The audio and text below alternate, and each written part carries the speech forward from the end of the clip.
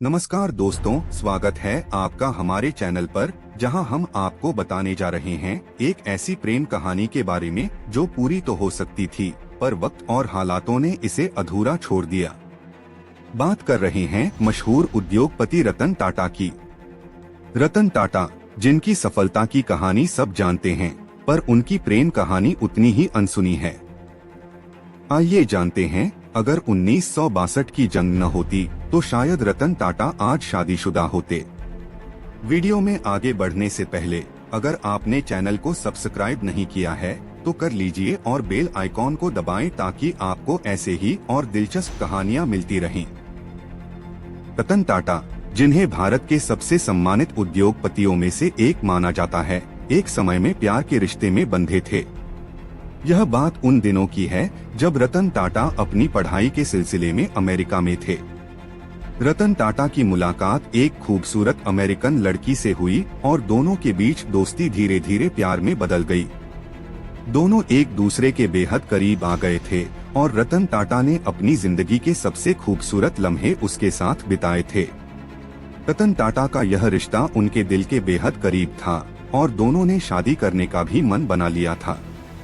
रतन टाटा ने खुद एक इंटरव्यू में इस बात का जिक्र किया है कि उस समय वे इस अमेरिकन लड़की से शादी करने के लिए तैयार थे और उन्हें लगता था कि यही उनका भविष्य है। लेकिन कहानी में एक ऐसा मोड़ आया जिसने सब कुछ बदल दिया। सीन ट्रांजिशन, दी 1962 इंडो चाइना वॉर। दोस्तों, अब हम आपको उस समय के हालातों के बारे में बताएंगे जब रतन टाटा की यह प्रेम कहानी अधूरी रह गई। साल था 1962, जब भारत और चीन के बीच युद्ध छिड़ गया था। उस समय रतन टाटा की दादी की तबीयत भी भारत में खराब चल रही थी।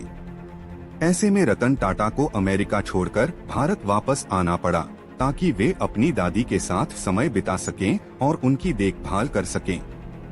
रतन टाटा की यह प्रेमिका भी उनके साथ भारत आने को तैयार थी, लेकिन भारत और चीन के बीच बढ़ते तनाव और युद्ध के माहौल के कारण उसका परिवार इसके लिए तैयार नहीं हुआ।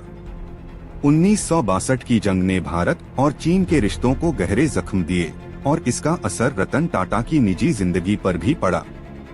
उनके रिश्ते पर यह युद्ध भारी पड़ा और उनकी प्रेमिका भारत नहीं आ सकी।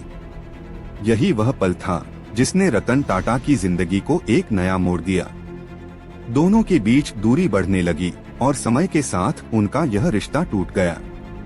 Scene transition, aftermath of the war and love lost. दोस्तों, कई बार हालात ऐसे हो जाते हैं कि इंसान चाहकर भी कुछ नहीं कर सकता। रतन टाटा के लिए भी यह वही समय था। उनकी प्रेमिका से बढ़ती दूरी और पारिवारिक जिम्मेदारियों ने उन्हें शादी के इस फैसले से पीछे हटने पर मजबूर कर दिया। वे वापस भारत में अपने परिवार के साथ जुड़ गए और उनका यह रिश्ता इतिहास बनकर रह गया। रतन टाटा की यह प्रेम कहानी भले ही अधूरी रह गई हो, लेकिन उनकी जिंदगी का यह पहलू उनके दिल में एक खास जगह रखता है। रतन टाटा ने अपने इंटरव्यू में कई बार इस बात का जिक्र किया है कि वे उस लड़की से आज भी अच्छे दोस्त हैं और उन्होंने उसके प्रति किसी भी प्रकार की कड़वाहट नहीं रखी। उनकी जिंदगी ने एक नई दिशा ले ली और उन्होंने खुद को पूरी तरह से अपने काम और देश की सेवा में झोंक दिया। शायद अगर 1962 की जंग न होती तो आज रतन टाटा शादीशुदा होते, लेकिन किस्मत और हालातों ने उनके जीवन को एक अलग दिशा में मोड़ दिया। रतन टाटा अपनी जिंदगी को सादगी से जीने वाले इंसान माने जाते हैं। उनकी जिंदगी में कई उतार चढ़ाव आए, पर वे हमेशा अपने आदर्शों और मूल्यों पर कायम रहे। उन्होंने न केवल टाटा ग्रुप को एक नई ऊंचाई तक पहुंचाया, बल्कि समाज सेवा के कई क्षेत्रों में भी अपना योगदान दिया। रतन टाटा का कहना है कि उनके लिए जिंदगी में सबसे अहम चीज है इंसानियत, और शायद यही वजह है कि वे अपनी जिंदगी को शांति और सरलता के साथ जीते हैं। भले ही उनकी प्रेम कहानी अधूरी रह गई हो, लेकिन रतन टाटा ने इस अनुभव को अपनी ताकत बनाया और अपनी जिंदगी में नए आयाम स्थापित किए। वे आज भी कई लोगों के लिए प्रेरणा स्रोत हैं और उनकी ये प्रेम कहानी हमें बताती है कि सच्चा प्यार कभी खत्म नहीं होता, वह किसी न किसी रूप में हमारे साथ रहता है। दोस्तों, यह थी रतन टाटा की दिल छू लेने वाली प्रेम कहानी, जो हालातों के चलते अधूरी रह गई। अगर 1962 की जंग न होती तो शायद आज रतन टाटा शादीशुदा होते और उनकी जिंदगी का यह पहलू कुछ और ही होता। परंतु जिंदगी हमें जो देती है उसी से हम सीखते हैं और आगे बढ़ते हैं।